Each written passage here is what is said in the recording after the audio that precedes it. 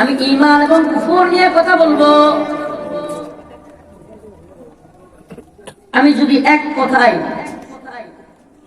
ঈমানদারের সংজ্ঞা বলতে যাই, তাহলে বলতে হবে ঈমানদার হলো সে ব্যক্তি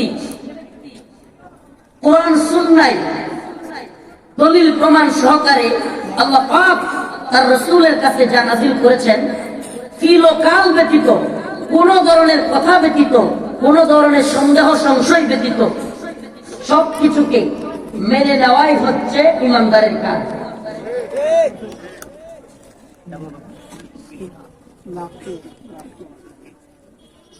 আল্লাহ পাক মুমিনদের পরিচয় ভিন্ন ভিন্ন জায়গায় ভিন্ন ভিন্ন ভাবে দিয়েছেন।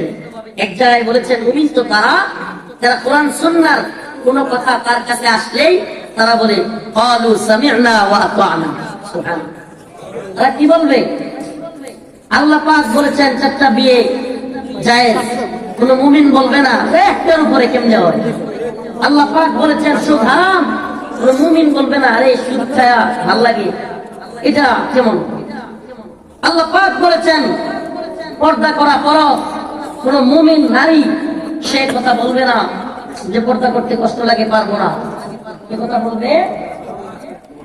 আসলে কোন মুমিন পুরুষ এবং মুমিন নারীর জন্য এই অধিকার নাই আল্লাহর কথার বদ্ধ হওয়ার, অধিকারই নেই, আল্লাহ পাক এটা দেন নাই। মুফাসসিরিনে কেরাম, মুফতিয়ানে কেরাম বলেন কোন ব্যক্তি যদি ইচ্ছা করে আল্লাহর কথার অবাধ্য হয় এবং সে মনে করে এটা সে করতে পারে, তাহলে সে ঈমানের গণ্ডি থেকে বের হয়ে যাবে। وما كان لمؤمن ولا مؤمنة إذا قضى الله ورسوله أن يكون لهم الخيرة من أمره। কোন মুমিন পুরুষ এবং মুমিন নারীর জন্য وما كان لمؤمن ولا مؤمنة إذا قضى الله ورسوله, আল্লাহ এবং তার রাসূল যা ফয়সালা করেছেন তার বাহিরে যাওয়ার কোনো ইখতিয়ার নাই। তাহলে আমরা যারা মুমিন ঈমানদার দাবি করি, তাহলে ঈমানের সংজ্ঞা কি? ঈমানের সংজ্ঞা হলো, আবার বলতেছি এক কথায়, এগুলো খেয়াল রাখবেন। আমরা ঈমানদার পরিচয় দেই, মুমিন পরিচয় দেই, কিন্তু ঈমানের সংজ্ঞা জানি না, কুফরের সংজ্ঞা জানি না। কখন যে আমার নাম ঈমানদারের খাতা থেকে কুফরের খাতায় চলে যাচ্ছে আমি বুঝতেছি না। এজন্য ঈমানের সংজ্ঞা কি?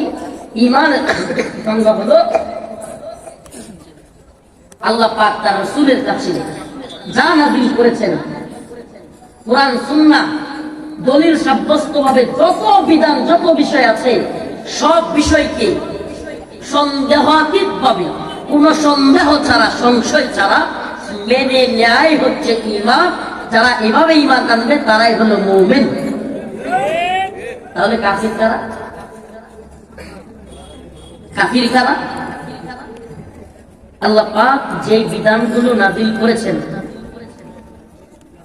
রাসূলের কাছে পাঠিয়েছেন, সেগুলোকে অস্বীকার করা, সবগুলোকে অস্বীকার করা, কিংবা কোন একটা কেউ যদি কোরআন অস্বীকার করে সে কাফির।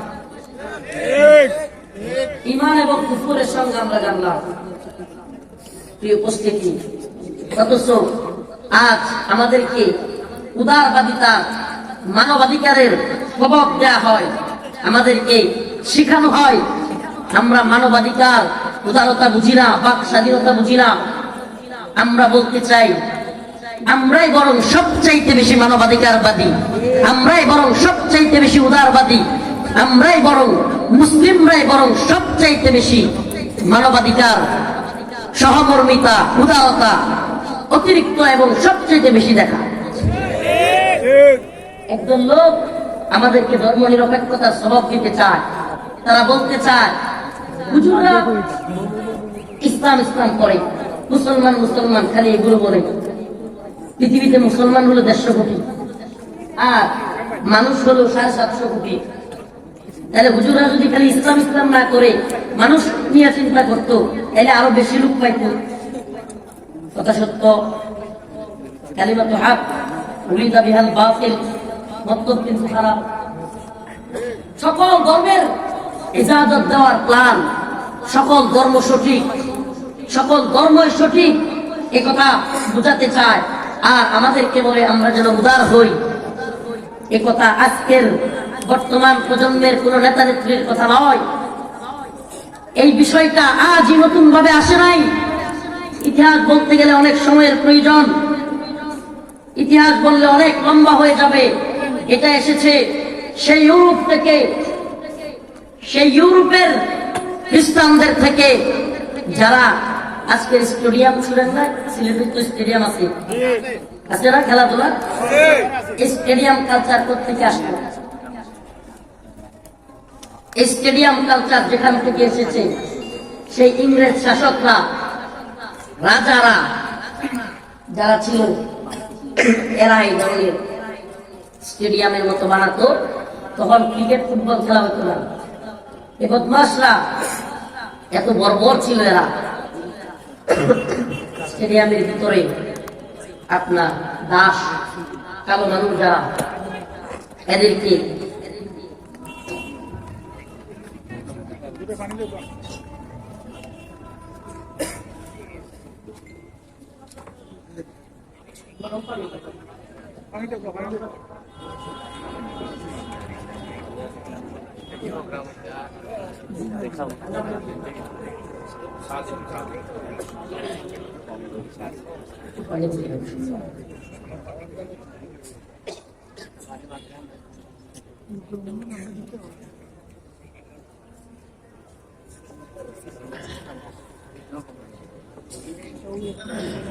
সফর করতে করতে বাবা এত ক্লান্তি আসে, মাঝে মাঝে পেট মোচড় দেয়, বুক মোচড় দেয়, কি বলবো আপনার। দীর্ঘ ৩২ মাস কারাগারে থাকার পর, ২৬ দিন রিমান্ডে থাকার পর, এইভাবে জার্নি আপনার প্রতিদিন সিলেট, বরিশাল, নোয়াখালী, এনে সেনে গোলা, মানে এত জার্নি করা হচ্ছে, শরীর আর তোলাইতেছে না। গত 2 দিন আগে শেষমেশ না পাইলে পোস্ট করছি যে আগামী সিজন থেকে মাহফিল কেন্দ্রিক দাওয়াতি সিস্টেম থেকে আমি বের হয়ে যেতে পারি। বিভিন্ন কোনো প্ল্যাটফর্মে দাওয়াতি কাজে জুবাইর শাহ হুজুরের সাথে যোগাযোগ করলাম, কালকে হুজুরের সাথে কথা বললাম, দাওয়াত অমুসলিমদের দাওয়াতি কাজে বিভিন্ন জায়গায়, পঞ্চগড়ে, বান্দরবন, খাগড়াছড়িতে হুজুরের সাথে ঘুরে ঘুরে দাওয়াতি কাজ করার চিন্তা ভাবনা করতেছি। আর আমার শরীর কুলাচ্ছে না এইভাবে মাহফিলের, আর এত বেশি মাহফিলের শিডিউল চাপ। আমরা বলবেন হুজুর নেন কেন, নেই কেন, এটা আমার সাথে থাকলে বুঝতেন। বাড়িতে গিয়ে কি অবস্থাটা করে মাহফিল নেওয়ার জন্য, কি যে করে, এজন্য চিন্তা করতেছি মাহফিল কেন্দ্রিক দাওয়াতি সিস্টেম থেকে বের হয়ে যাওয়া। দাওয়াতি সিস্টেম এক জায়গায় থাকলেই হলো, দিনের কাজ করতে পারলেই হলো। আলহামদুলিল্লাহ, ময়দান ধরে রাখতে হবে হুজুর, ময়দান ধরে রাখতে হবে। আপনাকে প্রয়োজন হুজুর, শরীর তো কুলায় না ভাই। ইনশাআল্লাহ আল্লাহ সাহায্য করবে, ইনশাআল্লাহ দোয়া আছে হুজুর। মন তো আমাদেরও চায়, কিন্তু শরীর কুলায় না। তো বলতেছিলাম সেই ইউরোপের ফিরিঙ্গিদের কালচার থেকে এসেছে। ওরা কালো মানুষদেরকে দাস বানাইতো, কি বানাইতো? দাস বানায়া ওই এদেরকে বলতো গ্লেডিয়েটর। কি বলতো শুনেন আপনি, এই আপনি অন্তর থেকে এনে বসে মোবাইল ধরে পিছনে যাচ্ছে একটু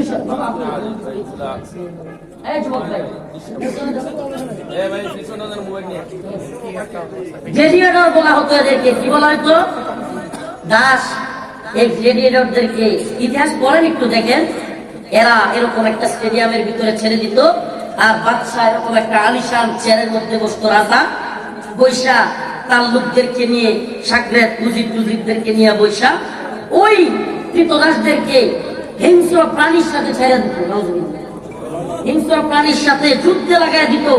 এক পর্যায়ে যুদ্ধে যদি বিজয়ী হতে পারো, হিংস্র প্রাণীর থেকে বাঁচতে পারো, তাহলে তুমি বেঁচে গেলা স্বাধীন। আর না বাঁচতে পারলে ওই হিংস্র প্রাণী কামড়ায়া, হিংস্র ভয়ানক সিংহ কিংবা বিভিন্ন প্রাণী, কুকুর, এগুলোকে দিয়া মানুষকে কামড়ায় কামড়ায় খায় ফেলত। প্রিয় উপস্থিতি, সেই ফিরিঙ্গিরা এই রাজা বাদশাদের সাথে, ওই পোপদের সাথে জ্ঞান বিজ্ঞানের এক বিশাল ইউরোপে দ্বন্দ্ব হয়েছিল। সেই যুগটাকে বলা হতো মধ্যযুগ। আমি শর্টকাটে বলতেছি, সেই মধ্যযুগে ইউরোপে পুপদের সাথে, পাদ্রীদের সাথে, রাজা বাদশাদের, পণ্ডিতদের সাথে এবং জ্ঞান বিজ্ঞান যারা চর্চা করত বিজ্ঞানীদের সাথে এক মহাদ্বন্দ্ব হয়েছিল। যুগটার নাম কি? মধ্যযুগ। আর সেই যুগে এভাবে কৃতদাসদেরকে কামড়ে কুকুরে খাইতো, ছেড়ে দেওয়া হতো, গাছের সাথে পিটানো হইতো, উলঙ্গ করে পিছন দিয়ে বাঁশ দেওয়া হতো। বিজ্ঞানীরা যখন দেখলো আয় হায় বিজ্ঞানের সাথে ধর্মের কোনো চলে না, তাদের ধর্মের ইসলাম নয়, কথা ভালোভাবে বোঝার চেষ্টা করেন। জ্ঞান বিজ্ঞান ইউরোপে যখন প্রচার প্রসার পেতে লাগলো, আর সেই পোপ পাদ্রীরা রাজা বাদশাদের সাথে গন্ডগোল লাগিয়ে গেল, তখন তারা দেখলো রাষ্ট্র থেকে ধর্মকে আলাদা করতে হবে। তারা চিন্তা করলো যে রাষ্ট্র থেকে কি করতে হবে? ফাসলুদ্দিন আনিদ দাওলা, রাষ্ট্র থেকে ধর্মকে আলাদা করো। কেন?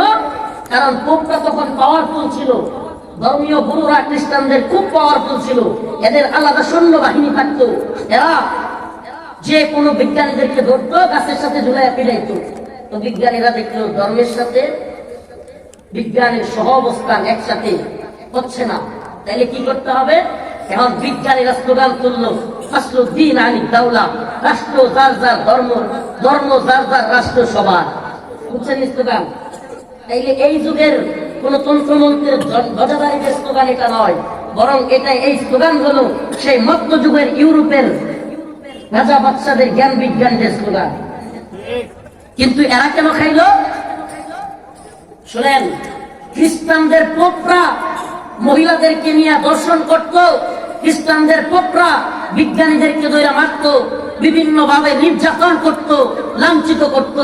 এজন্য বিজ্ঞানীরা দেখলো যে ধর্মগুরুদের কথা মানলে রাষ্ট্র পরিচালনা সম্ভব না। কিন্তু আমার জানতে মনে চায় আজকের কোরআন আর সেই ধর্মীয় পুপদের কথা কি এক হয়ে গেল?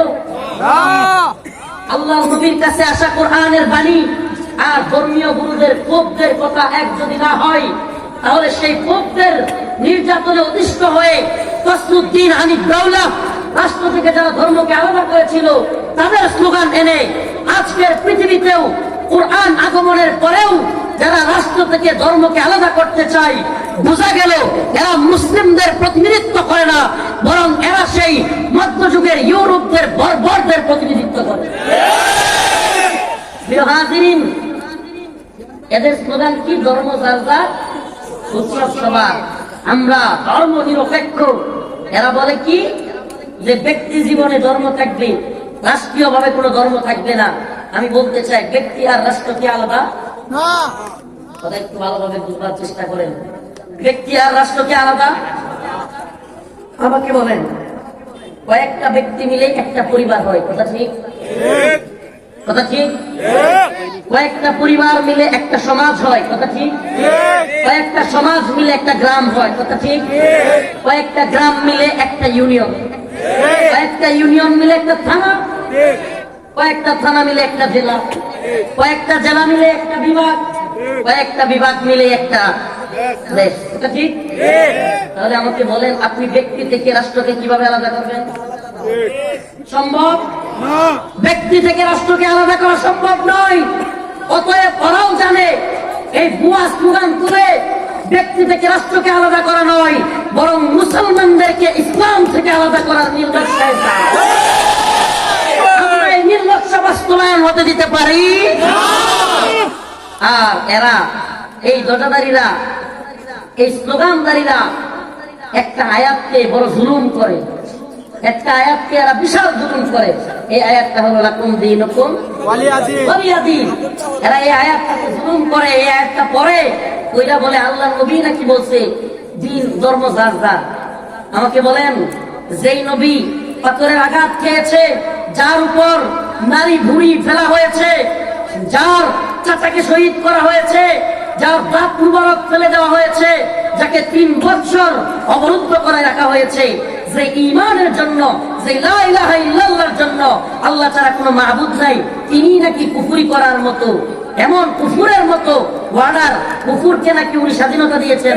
এর চাইতে হাস্যকর কথা হতে পারে? এর চাইতে হাস্যকর কথা হতে পারে? এই আয়াত কখন নাজিল হলো, কেন নাজিল হলো? আসুন একটু দুইটা কথা বলি। এই আয়াত এমন প্রেক্ষাপটে নাযিল হয়েছিল যখন উতবা সাইবা সহ মক্কার কাফেররা যখন দেখলো রাসূলকে টাকা পয়সা দিয়া নারী গাড়ি বাড়ি এগুলোর কি বলে লোভ দেখায়ও থামানো যাচ্ছে না, কার কি বলে অবরুদ্ধ করলো 3 বছর, তবুও হচ্ছে না, কোনোভাবে আটকানো যাচ্ছে না। ঠিক তখনই এরা গিয়া প্রস্তাব দিল উতবা সাইবারা, মুহাম্মদ একটা কথা শোনো। কি কথা? ঠিক আছে, তুমি তোমার আল্লাহর কথা, তোমার রবের কথা বলো, আমাদের একটা প্রস্তাব আছে। কি প্রস্তাব? উতবা সাইবারা প্রস্তাব দিল, মুহাম্মদ তুমি আমাদের লাত উজ্জাকে কিছু সময় মানবা, আর আমরাও তোমার রবকে কিছু সময় মানবে। ডায়লগ মানে কি? চুক্তি। তোমরা আমাদের লাত উজ্জাকে কিছু সময় মানবা, আর আমরাও আল্লাহকে কিছু সময় মানব। আল্লাহ পাক তখনই এই আয়াত নাযিল হলো। ছোট্ট একটা ঘটনা বলি, বাংলা মানে উদাহরণ বোঝানোর জন্য। মনে করেন এক ছেলে খুব চোর, খালি চুরি করে। এই ছেলে চুরের জ্বালায় থাকতে পারে না, অতিষ্ঠ হয়ে গেছে সবাই। এখন ওই ছেলের বাবা খুব নামাজি দিনদার মানুষ, ওই বাবার কাছে আইসা মহল্লাবাসী আইসা বিচার দিচ্ছে যে দেখেন আপনার ছেলের চুরির জ্বালায় আমরা থাকতে পারতেছি না, আপনার ছেলেকে থামান, নাহলে আমরা ভয়াবহ ব্যবস্থা নিব। বাবা বলল ঠিক আছে, আমরা তার সাথে একটু আমি কথা বলে দেখি, বসে দেখি সে কি বলে। বাবা ছেলেকে ডাকলো, ভাই তোর জ্বালাই এলাকাবাসী অতিষ্ঠ, তোর চুরির জ্বালাই, তুই চুরি বন্ধ কর, আমার ইজ্জত যাচ্ছে। ছেলে বলল, বাবা একেবারে তো আর পুরানো অভ্যাস ছাড়তে পারবো না, অভ্যাস যেহেতু হয়ে গেছে আস্তে আস্তে ছাড়তে হবে, তো আমারও একটা প্রস্তাব আছে। বাবা বলল ঠিক আছে বল, তোর কি প্রস্তাব? ছেলে বলল, আমার প্রস্তাব হলো আপনি যেহেতু নামাজ পড়েন, আপনার সাথে আমিও প্রতিদিন মাগরিবের নামাজ পড়বো, এশারের নামাজ পড়বো, রাত 12টা পর্যন্ত অর্থাৎ মধ্যরাত পর্যন্ত আপনার সাথে ইবাদত করব। আর আমি যেহেতু এই অভ্যাস দ্রুত ছাড়তে পারবো না, আমার প্রস্তাব হলো 12টার পর থেকে ফজর পর্যন্ত আমার সাথে আপনিও চুরি করবেন। কত সুন্দর প্রস্তাব না? বলে না? এবার বাবা বলল ঠিক আছে, যে মহল্লাবাসী আমাকে বিচার দিয়েছে আমি সেই মহল্লাবাসীর সাথে একটু কথা বলি।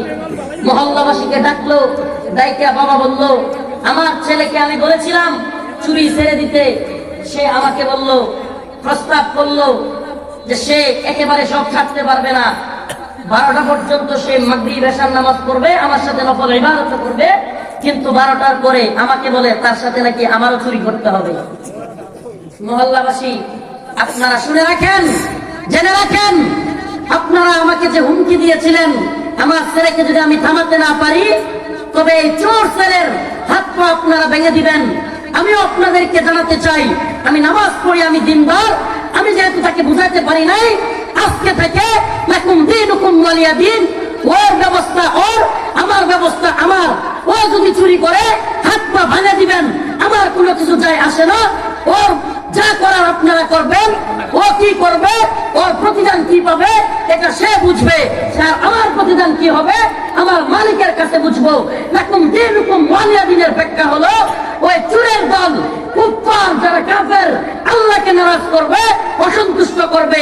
আমার রাসূল বলেন, তোরা আল্লাহকে নারাজ করবি, তোদের প্রতিদান, তোদের হাত পা আল্লাহ ভাঙবে, আর আমি যাবো জান্নাত। এই হলো লাকুম দীনুকুম ওয়ালিয়া দিনের প্রকৃত ব্যাখ্যা। আর ওই সুরের দল, ওই সুরের পাতা তারা এখনো আছে।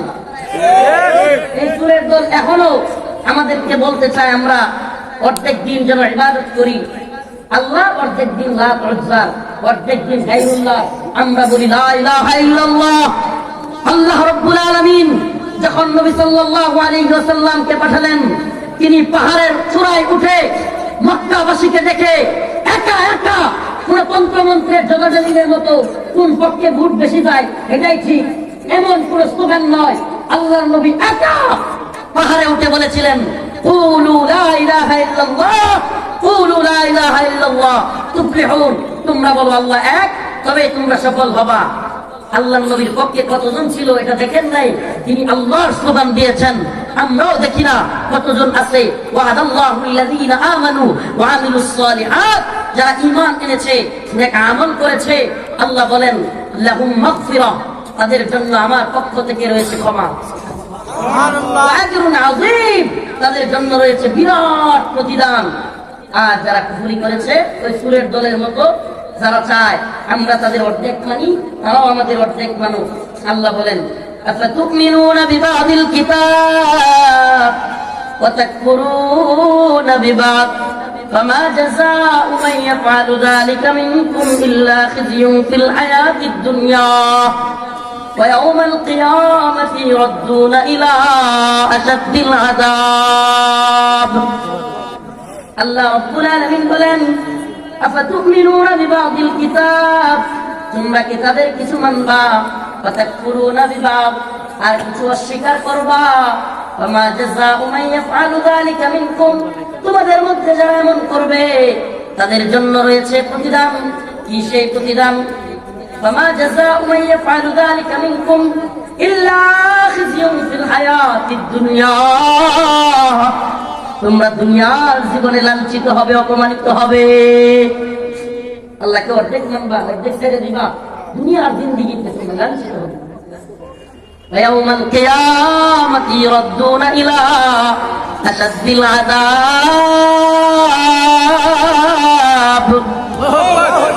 আর তোমাদের জন্য কিয়ামতে রয়েছে কঠিন থেকে কঠিন আযাব। তাহলে সেই রসুলকে মানব, সেই দ্বীনকে মানব, যে দ্বীন মানলে আমরা নাজাতের ব্যবস্থা পাবো। ঠিক আছে ইনশাআল্লাহ? ইনশাআল্লাহ।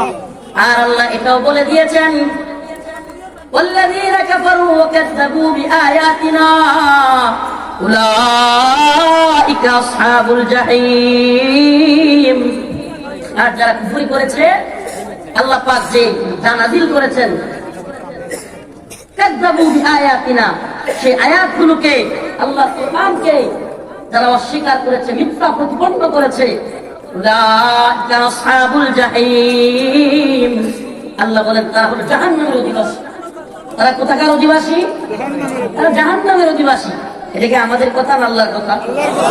তাইলে যদি কোনো ব্যক্তি বলে যে মুসলিম না হলেও জান্নাতে যাইতে পারবে, এ কথা ভুয়া, এ কথা ভুয়া। ইসলাম ব্যতীত অন্য কোন ধর্মের তালাশকারী হয়ে জান্নাতে যাওয়া সম্ভব নয়। এদিকে আমার কথা না রবের কথা। তাহলে যদি কেউ ধর্ম নিরপেক্ষতার স্লোগান দেয়, সব ধর্মই সঠিক, তার সেই দাবি সত্য না মিথ্যা?